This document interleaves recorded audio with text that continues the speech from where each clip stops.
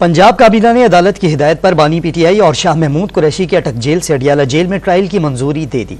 सूबाई काबीना के इजलास में साल 2023-24 के सालाना बजट और ज़िमनी बजट ग्रांट की मंजूरी की तौसीक भी की गई।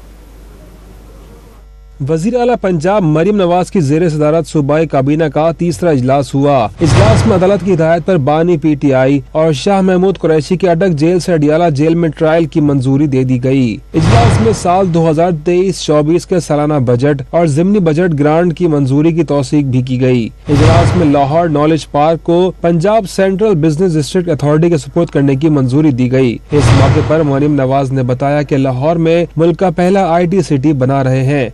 एक साल में IT सिटी के दोनों टावर्स मुकम्मल करने की हिदायत कर दी। सूबाई काबीना ने पंजाब बैंक की तरफ से 20,000 इलेक्ट्रिक बाइक्स की फराहमी के प्रोजेक्ट की मंजूरी भी दी। इजलास में पंजाब एयर एम्बुलेंस प्रोजेक्ट का जायजा भी लिया गया। पंजाब में लॉ अफसरान की तादाद 66 करने की उसूली मंजूरी भी दे दी गई। वजीर आला पंजाब मरियम नवाज की ज़ेर सदारत सूबे में सॉलिड वेस्ट मैनेजमेंट सिस्टम के हवाले से भी इजलास हुआ, जिसमें मरियम नवाज ने सॉलिड वेस्ट मैनेजमेंट के मॉडल का मैकेनिज्म प्लान तलब कर लिया। इस मौके पर मरियम नवाज ने काश्तकारों पर सफाई टैक्स लगाने की तजवीज मुस्तरद कर दी, जबकि सफाई का निजाम आउटसोर्स करने की तजवीज पर इत्तेफाक किया। वज़ीर आला पंजाब ने राइडर्स से मुतालिक एक तकरीब में तालिब इल्मों को मोटरसाइकिलें देने की स्कीम का भी ऐलान किया। हम 20,000 मोटर बाइक्स जो है वो स्टूडेंट्स के लिए लेके आ रहे हैं, जो अपनी पब्लिक ट्रांसपोर्ट यूज करते हैं या उनके पास अपनी ट्रांसपोर्ट की फैसिलिटी नहीं है, तो उन बच्चों के लिए, उन स्टूडेंट्स के लिए हम खुद उनको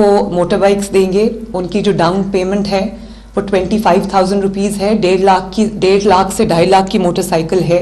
वज़ीर आला पंजाब मरियम नवाज से ईरान के कौंसल जनरल ने भी मुलाकात की और मुलाकात में दो तरफा ताल्लुकात के फरोग और बाहमी ताउन बढ़ाने के हवाले से भी तबादला ख्याल किया गया। दोनों के दरमियान यूथ कल्चर एक्सचेंज प्रोग्राम के फरोग का फैसला भी किया गया।